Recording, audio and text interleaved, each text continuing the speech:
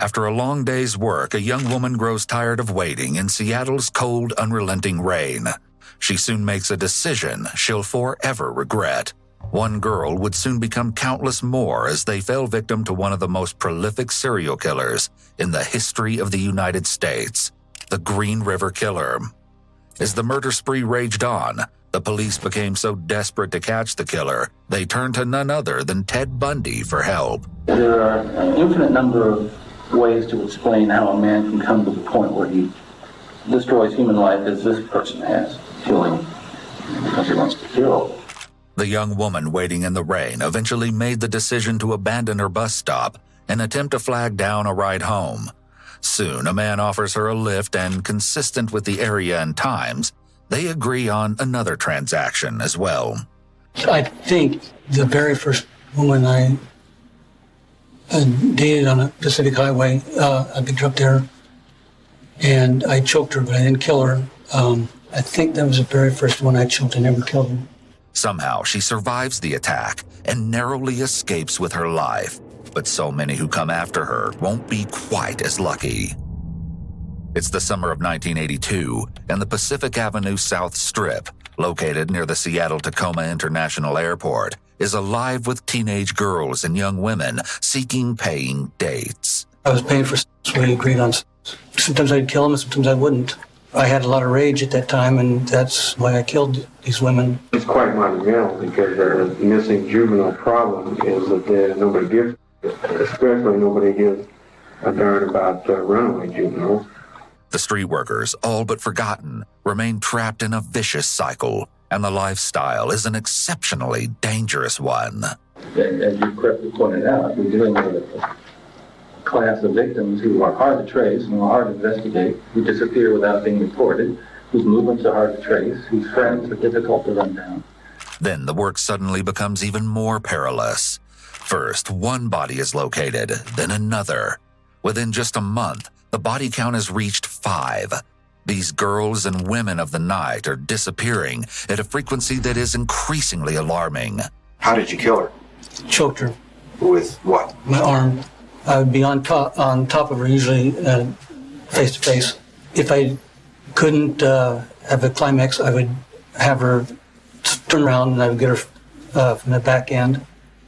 Sometimes I'd kill them, and sometimes I wouldn't. I had a lot of rage at that time, and that's why I killed these women. I didn't plan on killing them. A couple of years pass, and the number of missing and murdered women climbs to well over 40. There's, like I said, there's upwards of up to 63 people I killed, so they kind of run together sometimes.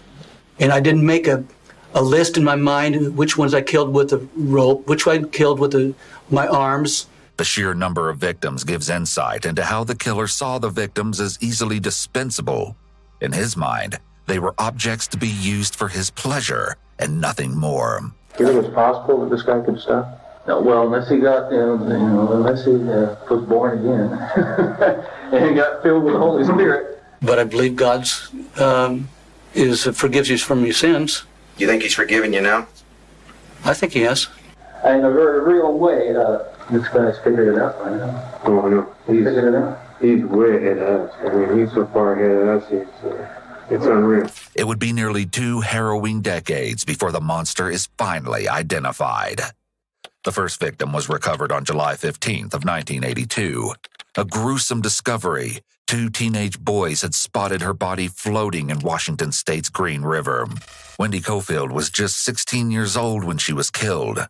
She disappeared a week earlier. It was later found that she'd been strangled with an item of her own clothing. The first one I killed? Yes. I don't actually remember where I killed them because I wasn't planning on killing any of them. It's possible that the killer didn't decide in advance that he was going to kill. It's possible he acted in the moment. It should be noted that impulsivity is a sign of antisocial personality disorder. However, committing murder is likely something that he fantasized about, so the idea was likely something he'd been considering before actually committing the crime. At this point, Wendy's death appeared to be an isolated event.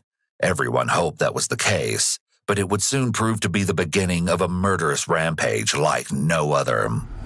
Then another body, Deborah Bonner, age 23, was located just a few weeks later.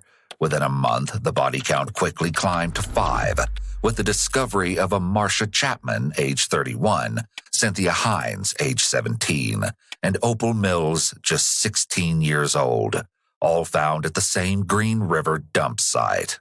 Maybe I better tell you something about the dump sites. The most prevalent that we had right off the bat was the 5 right in the river. Mm-hmm.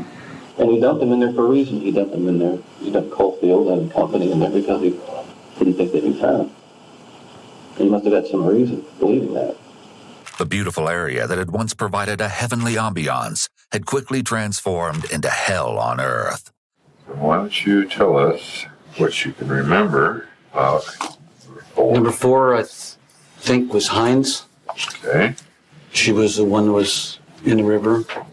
I don't actually remember where I killed her. After I first I had with her and killed her. So he was returning to the dump site. He does. He's returning to the dump sites, not just to bring bodies back, but probably in the interim. That he's returning, if only to drive by. He's returning to check those dump sites out after he's dumped the body there. I can almost guarantee it. How about after we found him? I don't know. We wouldn't touch it with a 10-mile pole. He was partially correct in his speculation. The killer was revisiting the scenes. As for the Green River killer's victim, he would later return to her body after work. Drove down the same way to where the body was, and I drove down further, parked on the side of the road, looked both ways, nobody was watching, and I ran down the hill towards where the trail was, pulled off any clothes that she might have had, had sex with her, right there in the spot, put my pants back on, drug her down into the river, got in the river, pushed her down and put 1 or 2 rocks on top of her. Gary, what's the longest time that it's been after you killed one of these girls that you came back and... 2 or 3 days. Until there was a smell or maggots. The killer may have experienced gratification by reliving the recent murder during his deplorable act, known as necrophilia. Your arms were floating? Her arms were not flooring, but they were probably moving. Was she waving at you? I might just be getting that from the discovery. No, I don't. She wasn't waving at me. No, just waving with any kind of current coming by. So then you put Hines in the river? Put Hines in the river. Cynthia was the final victim discarded in the Green River, but she wasn't the last of his victims, not even close. The following month, the body count reached 6 with the finding of Giselle Lovern on September 25th, 1982. At just 17 years of age, Giselle could have had a bright future ahead of her. She was exceptionally intelligent and was on her way out of working the streets. She'd planned to call it quits after 1 more week. She just needed enough money to fund her trip home to California. You found these first 5 really quickly. You can see he changes. He's obviously not going to use that Green River anymore, at least not for a while. And he's looking for something that's more effective, so he goes back to dry land with number 6. And Lovern is found in September, but still he sticks to these sites. It seems the killer found a better way to conceal the discarded bodies following his atrocities at the Green River. Between September of 82 and May of 83, he didn't find any body. So in his mind, he was effective. Let's say he's continuing to kill. Okay. Still in the Seattle area. Mm-hmm. And we found these locations out here. What would his next step be? That was the million-dollar question, and unfortunately, there was just no way to accurately predict the answer. With the passing months came more strangled bodies. By the end of 1982, somewhere around 15 murders had occurred, though only a fraction of the remains of the victims had been located at the time. One of the youngest victims, estimated to be his 15th kill, was Colleen Brockman. She was only 15 years old when she disappeared on Christmas Eve of 1982. And like the others, her story is heart-wrenching. It's said she told a friend that her home life in North Seattle, where she lived with her father and brother, was miserable. However, she didn't elaborate further. Colleen had run away a few times previously, but she always returned home. This time would be much different. I'm quite sure that was one in Seattle on Christmas. And it was cold, but she needed the money. Colleen climbed into a truck, having no idea she had just minutes to live. I walked her in to a creek there in Tobina. I walked her in some 20 feet, put her on the bank side towards the road. I don't think I went back ahead. I think I had all of her clothes, but I remember I walked her upstream. Walked her or drug her? Drug her up. Feet first, I think it was feet first or hands first. I don't know, but it was upstream, uphill, next to the stream in the road. If her hands were over her head, I put her that way. If her feet were there, her hands behind her, and left her there. Describe her. Race, height, weight, age. She's, I'd say, 14 to 16, maybe at the most 18. Light color hair, the puffiness of her cheeks, the Baby fat. But this photograph looks like this girl has something on her teeth. Does that look familiar? To the braces, eh? Colleen's remains weren't located until 18 months after her disappearance. Sadly, it was the braces on her teeth that helped identify the teenage girl. As the months rolled by and the bodies continued to accumulate, the girls and women working the streets lived in fear, always looking over their shoulders. The speculation on the part of law enforcement was endless. Detectives found the level of frustration hard to bear as they raced to identify the assailant. The efforts always proved futile. They were further demoralized each time another body or set of remains was located. The horrifying spree raged on. At its height in 1983, as many as 5 more women would disappear in as short as a month's time. It's estimated that the Green River Killer had already killed approximately 20 of his victims by April of 1983. All the while, law enforcement was absolutely baffled, with no idea on how to stop him, never mind uncover his identity. What do you think's motivating? The desire to kill. In some way, who knows? I mean, in the detailed recesses of his mind, how this particular behavior pattern evolved. There are an infinite number of ways to explain how a man can come to the point where he destroys human life as this person has. He's killing because he wants to kill. That was just downright killing. I wasn't there to rape her. On the night of April 30th, 1983, 18-year-old Marie Mulvar was working as a prostitute when she climbed into a truck. Her boyfriend often trailed behind in an attempt to keep her safe, but on this night, he soon lost sight of the vehicle at a traffic signal and wasn't able to find the truck Marie got into. Sadly, Marie would never be seen alive again. Do you think there's something that we can do to draw him out of the woodwork? Yes. I think there are a couple of things, and this may sound a little bit strange, but I'll offer them to you for what they're worth. There are a couple of things that I would say, with what I know here, you find a fresh body. I put that site under surveillance. I wouldn't move in. Now, that sounds a little bit odd to you. I would move in, secure the area, and try to keep everything off, the radios, right? But set up a surveillance network on that area. Now, you might want to move the body under cover of darkness, because by the time, if your man comes back to that site, by the time he gets on top of that body, you've already, to the point where the body was, you've already got his number, and you're already going to be in on him. The best chance you have of catching this guy red-handed is to get a site with a fresh body and stick it out. Bundy may have felt that he was in a position of authority or even superior to the police, since they'd requested his assistance with the case. This experience was likely a huge boost to his ego.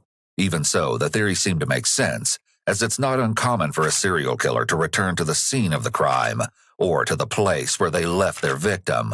Unfortunately, law enforcement was never able to pull it off. How was this monster able to convince each victim that he was harmless, that the transaction was a safe one to engage in? Look, my initial impressions was this guy is young. He's, more or less in the same socioeconomic kind of strata that these young women can be associated with, lower middle class, let's say, that he's between 20 and 30, probably closer to 20. He's young, a low-paying job that restricts his movement. He doesn't have a lot of money. He can't move around. My gut reaction is these girls are being approached by somebody who really puts them at ease. It was true. Police would eventually learn that the killer did have an unassuming appearance. He was fairly young and clean-cut, yet unremarkable. One of the few victims who survived his attack described him as boring and dull, in fact. The serial killer consultant contributed an idea to the detective. Have you ever sat down and asked these girls, what kind of person do you think the Green River guy is? What does he look like? How old is he? And I'll bet you the guy would turn out to be older. Maybe wearing a business suit, or maybe, maybe unshaven. But I bet you the last person they would expect to be the killer would be one of their own peers.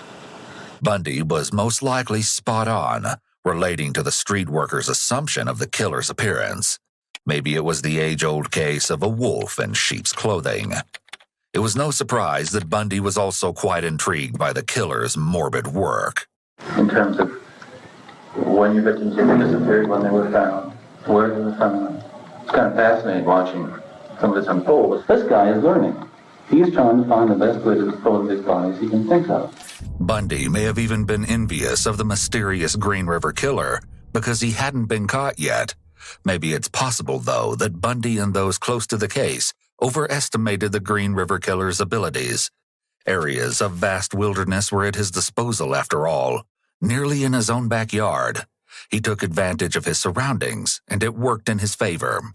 And as the investigation continued, the killer tailored his methods as he saw fit. That's when I started burying them, and when I started taking them out where I wouldn't go back. You had an urge to go back and have As I went back, I did have an urge, but I didn't do it. The killer's attention to detail, however, was questionable. When he approached a teenage girl or woman, appearance wasn't much of a deciding factor. She could have had a mustache, I probably wouldn't have known. I can't remember the faces because after I killed them, I couldn't look at them anymore. He may have avoided looking at the faces of the victims in an attempt to dehumanize them. If he didn't see them as real people, maybe the killings were easier to commit. It seems they were all crimes of opportunity. Each victim had simply been at the wrong place at the wrong time. The killer also had a conveniently selective memory. He was able to recall minute, insignificant details while failing to remember those of importance. Amazing you remember the junk better than you do the... Yes. It's clear that the killer viewed his victims as unimportant and insignificant. He didn't see them as people. The only thing he cared about was fulfilling his own desires. Through the course of interviews conducted over the killer's eventual arrest, detectives were finally able to get answers to some of the burning questions that had gone unanswered for so many years as they tried to make sense of how he remained at large for so long. When the crime scene tape was up, did you ever drive by or see the area where they recovered her? I had stayed away from those areas. I just didn't want to be, because I've heard sometimes they film people to come in and film everybody like they did with these sites, because guys like to come back to see where they kill people and they're in the audience. I've heard that. Through the interviews also came the revelation of another sadistic ritual the ruthless killer took pleasure in. As if taking their lives wasn't enough, he also took from the victims the few things they had. There's no evidence of all that. There's no jewelry. Why is he doing that? Mm-hmm. Keep a minimum amount of evidence. No fibers, no hairs. Doesn't want. He may have a thing for clothes, but more likely, this guy doesn't want to be caught. Leaving a victim nude is the best way to leave the least amount of evidence. True, but that wasn't the only motivating factor behind leaving the victims bare. The Green River killer was the epitome of cold and calculating, as you'll see. Did you take anything from this particular victim, take her clothing or anything? Every one of them almost I took the clothing because I'm not to wear it or anything like that. It's just because maybe the hatred of the women that I like to have with no clothes on. He loathed the women so much that he believed they didn't even deserve their clothes. Maybe this was his effort to inflict even more punishment upon them after their deaths. Finally, for whatever reason, however he got to this point of killing prostitutes, it may have been a deliberate determination on his part that these were easy prey. It may be that he had something specifically against teenage prostitutes. What would you then do with the clothing? Usually I would either throw it away, or if I was throw it out the car when I was driving, or the truck. And then there was also the jewelry. Jewelry I put in 3 or 4 different places. Why did you take the jewelry from the victims in the first place? What prompted you to take the necklace off or the ring off? All this time I've never really thought of why I did it. Maybe it was to hurt the victims or something, the woman I killed. Basically, they die, They die, I take the and jewelry. then you strip them right away of their jewelry? Yeah, And what was the point of that? just to take it off and put it in my pocket. There's no... I did with almost every one of the bodies. Like removing earrings off a dead person. Isn't that kind of weird? It's probably kind of weird to you, but in my state of mind, it was their possessions, and now it's mine, and that's it. If you had a ring that was really hard to get off.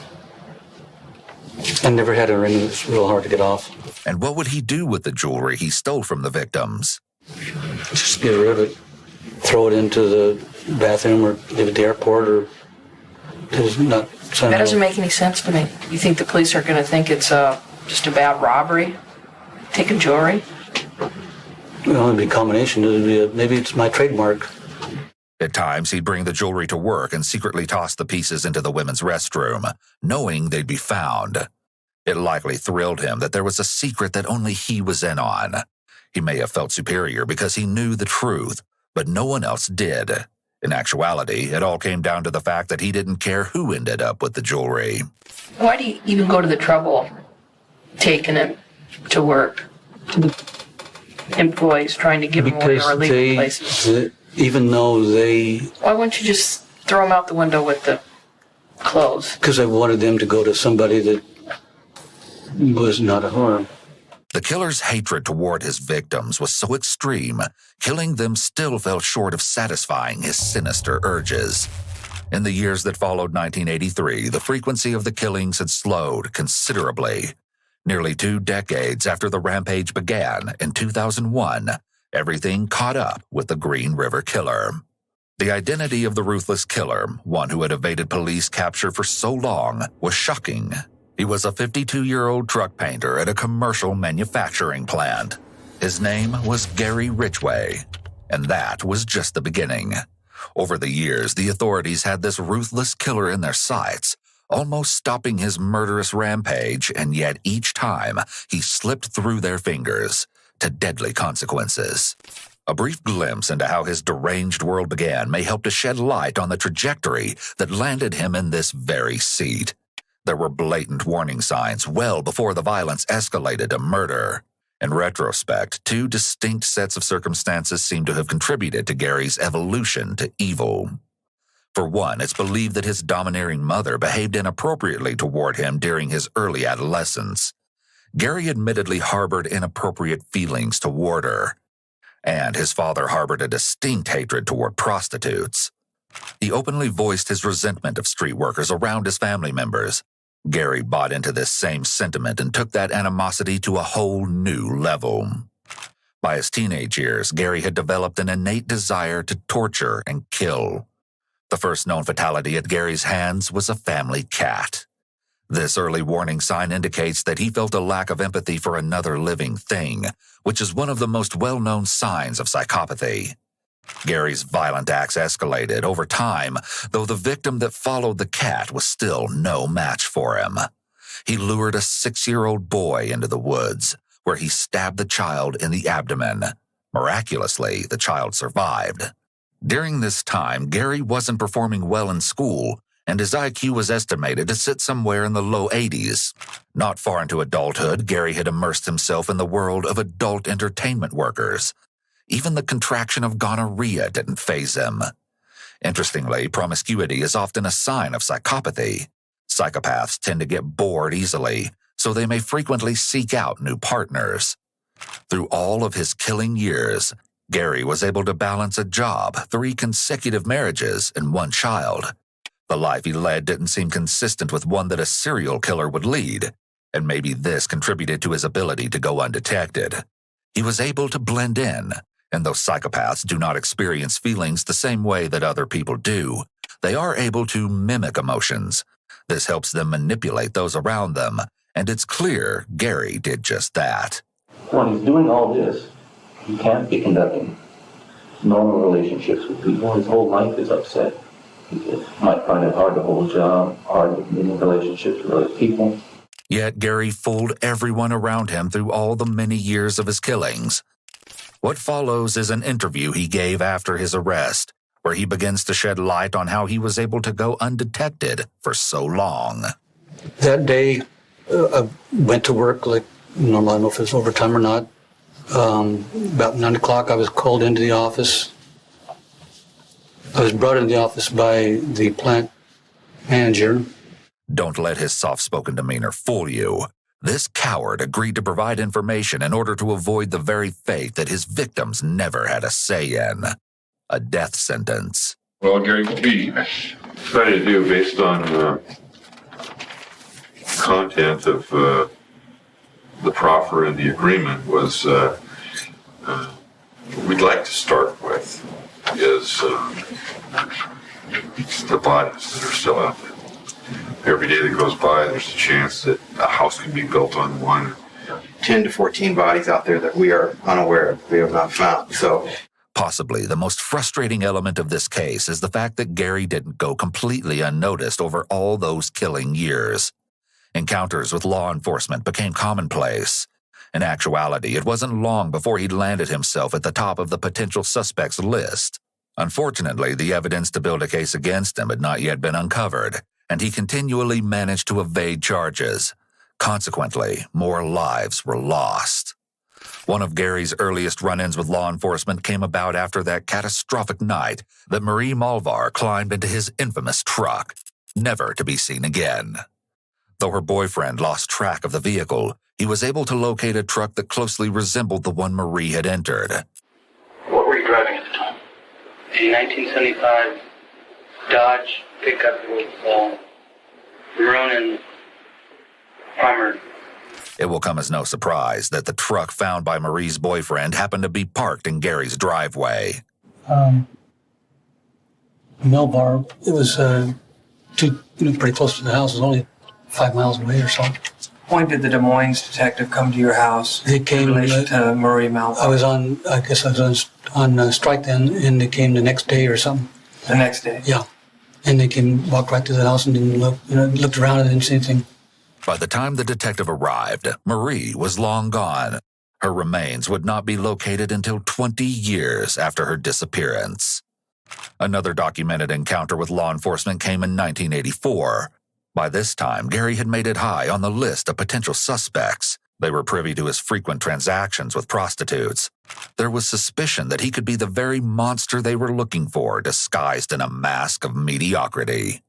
However, it came down to the fact that there just wasn't direct evidence to tie him to any of the murders. At least, not yet. He agreed to a polygraph, and the test was administered on May 7th. Upwards of 40 victims had fallen prey to Gary by this time. Approximately half of the deceased had been recovered. And somehow, he passed. No deception was detected. How could this be? Given that polygraphs are notoriously unreliable, however, perhaps Gary had simply figured out how to beat the system. But maybe the polygraph was too general. I don't know. Maybe he was just something wrong with his mind. There's obviously something wrong with his mind. What'd you think? What were you doing? What was going through your mind? Excuse me, I don't know. I didn't, I just was going to take it and thought for sure pass it. You thought for sure you'd pass it? Yeah. And I didn't, I don't think what the questions weren't maybe precise enough to, I don't remember what questions were. He believed he'd pass for good reason. He'd already managed to get away with so many murders. He may have believed he was too smart to get caught. During the course of one of his many meetings, Gary provided officials with a saliva sample in 1987. Of course, at the time, forensic testing was not yet advanced enough to match saliva with other biological materials from the same individual. The sample was stored along with those obtained from victims until they could be tested without fear of losing the small amounts of evidence they'd managed to preserve over many years. Though few and far between, there were also stories of survival. A few women survived their brushes with death at the hands of the Green River Killer. Tell me a little bit about the one that got away. She was a black lady, little heavyset, 5'10", bigger than what I could handle. We walked back to the truck, and I apologized to her, and she took her to where I needed to drop her off, and dropped her off. She got her money, and she probably used to men beating her up or something, but it didn't. She didn't turn me in, I don't think so. Sadly, Gary was likely right, considering the dangers in her line of work. Another woman, on the other hand, did go to the police, but not right away. It was over 2 years before she summoned up the courage to contact law enforcement. Rebecca Garday went to the police in December of 1984. She told of the attack that occurred in November of 1982. Gary recalled the assault having been prior to the murder of his first victim that previous July. As he explained previously, the details began to run together. If she'd been attacked in November, then more than 10 victims had already been murdered. As a result of Rebecca having provided information to police, Gary was interviewed a couple months later, in February of 1985. He placed all the blame on Rebecca for the failed encounter. She bit me and I choked her. And I let her go. Say she bit you. What did you do then? I pulled it out of her mouth and choked her. How did you choke her? In the back. In the back? Yeah. You got your hands? You put her in a headlock? Or? My arm. Your arm. Why did you decide to choke her? Because she bit me. Why? You say you choked her for about 15 seconds. 20 seconds, I don't know. You say you dated a lot of girls. Has this happened with any others? No, it hasn't. But you may have no other incidents with no other girls except this one particular one that we're talking about that you choked. Yes. What would have happened if she died? Well, I don't think she out. I don't think she would have. Do you know anything about chokeholds? No. Gary likely blamed Rebecca in an attempt to justify his actions to police. She bit me, that's why. He knew that it's his word against hers, despite the fact that his story didn't make sense. And then came the conclusion reached by the detective. Gary told me that he hoped that nothing would become of this. However, if it did, that he could understand, and it might teach him a lesson to where he would never go out and hire girls again. I recommend that this case be placed in the closed file. We have identified our suspect in the Gardy assault case. Rebecca does not wish to prosecute for the assault. I think her intention was just to identify a possible Green River suspect. Gary should maybe be looked at a little closer, possibly relating to other assaults. And just like that, Gary had managed to evade law enforcement once again. But eventually, Gary Ridgway was finally caught. The ruthless killer's spree was finally brought to an end, thanks to a forensic technique known as short tandem repeat and the saliva sample obtained in 1987. A genetic profile of the strangler was produced, and he was quickly linked to 4 victims, and that number would grow considerably with time. In December of 2003, Gary was sentenced to 48 life sentences without the possibility of parole. In 2011, yet another life sentence was added to the 48 he'd already received as he pleaded guilty to the 1982 killing of Rebecca Marrero. The actual count of vulnerable teenage girls and women who fell prey to Gary's diabolical undertaking has been projected at somewhere around 80 to 90 victims. Gary is amongst the most prolific American serial killers on record. To this day, there are still sets of unidentified remains and families whose questions have yet to be answered. It's likely that more murders will be linked to Gary as he sits in his jail cell. Due to YouTube's monetization policies, we had to make a lot of cuts and heavily censor the content of this video. With an entire team behind the creation of each video and the cost of obtaining exclusive footage, we cannot afford to produce demonetized content. Therefore, if you would like to see the less censored version and even more exclusive content, you can do so by joining our Patreon. You will also be helping us continue to produce this content.